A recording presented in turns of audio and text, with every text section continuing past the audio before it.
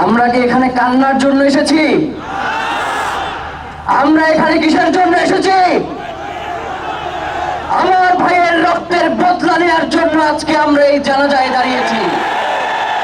প্রিয় ভাইরা, আজকে কবি নজরুলের যে বিদ্রোহী দুটো লাইন, যাকে ওসমান হাদি তার আদর্শ মনে করত, আমি চির বিদ্রোহী বীর, বিশ্ব ছড়ায় উঠে আছি একা, চিরউন্নতশীল। প্রিয় ভাইরা, আপনারা জানেন শরীফ ওসমান হাদিকে এক সপ্তাহ 168 ঘন্টা আগে গুলি করা হয়েছে। এখন পর্যন্ত কি তার খুনিকে গ্রেফতার করা হয়েছে? সরকারের পক্ষ থেকে এখন পর্যন্ত কি খুনিকে গ্রেফতারের ব্যাপারে আপনাদেরকে আশ্বস্ত করা হয়েছে? তারা কি এখন পর্যন্ত আমাদেরকে জানিয়েছে যে খুনি কোন জায়গায় রয়েছে? আমরা স্পষ্ট মনে করছি যে এখানে খুনি একজন নয়, এখানে পুরো একটা খুনি চক্র কাজ করছে। আমরা ইনকিলাব মঞ্চ এবং তার পরিবারের পক্ষ থেকে আপনাদেরকে জানিয়ে দিতে চাই, খুনের পরিকল্পনাকারী, খুনের সহায়তাকারী এবং পুরো খুনি চক্রকে বিচারের আওতায় নিয়ে আসতে হবে এবং আগামী 24 ঘন্টার মধ্যে স্বরাষ্ট্র উপদেষ্টা এবং সহকারী উপদেষ্টা খুদাবক্স তাদেরকে জনতার সম্মুখে এসে তারা এই খুনের ব্যাপারে গত এক সপ্তাহ ধরে কি পদক্ষেপ নিয়েছে তা জনসম্মুখে জানাতে হবে। যদি তারা জানাতে না পারে তাহলে তাদেরকে পল্লাগের জন্য প্রস্তুত থাকতে হবে। কোনোভাবে এই শরীফ ওসমান হাদির রক্তকে বৃথা যেতে দেব না। আমরা ঘোষণা করতে চাই, শরীফ ওসমান হাদির রক্তের মধ্য দিয়ে বাংলাদেশ ইনসাফ কায়েম হবে।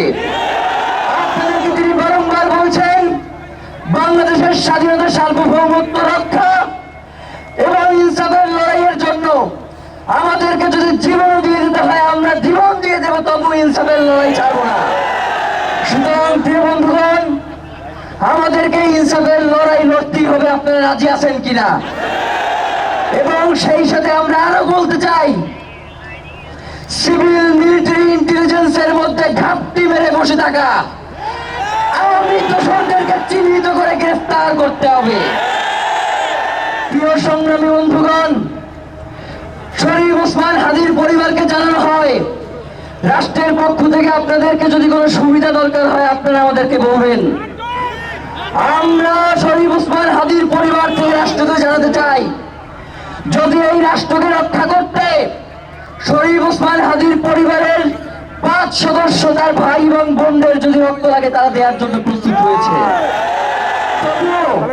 এই খুনিদেরকে চিহ্নিত করে বিচারের মুখোমুখি করতে হবে। আমরা আপনাদেরকে আরেকটা ঘোষণা দিয়ে আজকের বক্তব্য শেষ করতে চাই, ওসমান হাদির নিরাপত্তার জন্যই কোন জায়গা থেকে তার লাশ নিয়ে যাওয়া হবে আমরা জানি না। ওসমান হাদি ভাই কি মৃত? তিনি আমাদের লক্ষ কোটি তরুণের মধ্যে জীবিত হয়ে যাবেন ইনশাআল্লাহ। আপনাদেরকে জানিয়ে দিতে চাই, কোন ধরনের সহিংসতা ছাড়া আমরা যেহেতু ওসমান হাদির লাশকে আমরা জাতীয় কবি কাজী নজরুলের পাশে দাফন করার ব্যবস্থা করতেছি, আপনারা সবাই এই প্রোগ্রাম শেষে জনতা মিছিল নিয়ে শাহবাগে চলে যাবেন। আমরা ওখানে গিয়ে আপনাদের সাথে দাফনের পরে কথা বলবো। হয় বাংলাদেশের স্বাধীনতা, সার্বভৌমত্ব থাকবে, বাংলাদেশের ইনসাফ কায়েম হবে, নয়তো আমরা বাংলাদেশের জন্য রক্ত দেওয়ার জন্য সবাই প্রস্তুত হয়েছি। এবং ইনকিলাব মঞ্চ ব্যতীত কারো কোনো প্রোপাগান্ডায় আপনারা কোনো ধরনের সহিংসতার পথ বেছে নেবেন না। আমরা ইনকিলাব মঞ্চের পক্ষ থেকে আপনাদেরকে জানাবো কখন কি ব্যবস্থা গ্রহণ করতে হবে।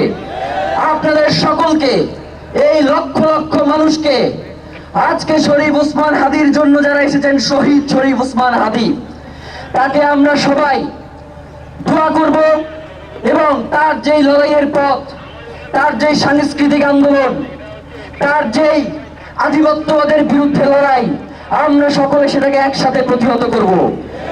বাংলাদেশ জিন্দাবাদ, ইনকিলাব জিন্দাবাদ, নারায়ে তাকবীর, নারায়ে তাকবীর।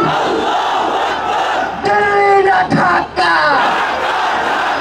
দিল্লি না ঢাকা, গোলামি না আজাদি, ক্ষমতা না জনতা, আপোষ না সংগ্রাম, দিল্লি না ঢাকা। আমার ভাই কবরে, খুনি কেন বাহিরে, আমরা সবাই হাদি হব, গুলির মুখে কথা কব, আমরা সবাই হাদি হব। নারায়ে তাকবীর, ইনকিলাব ইনকিলাব, মুজিব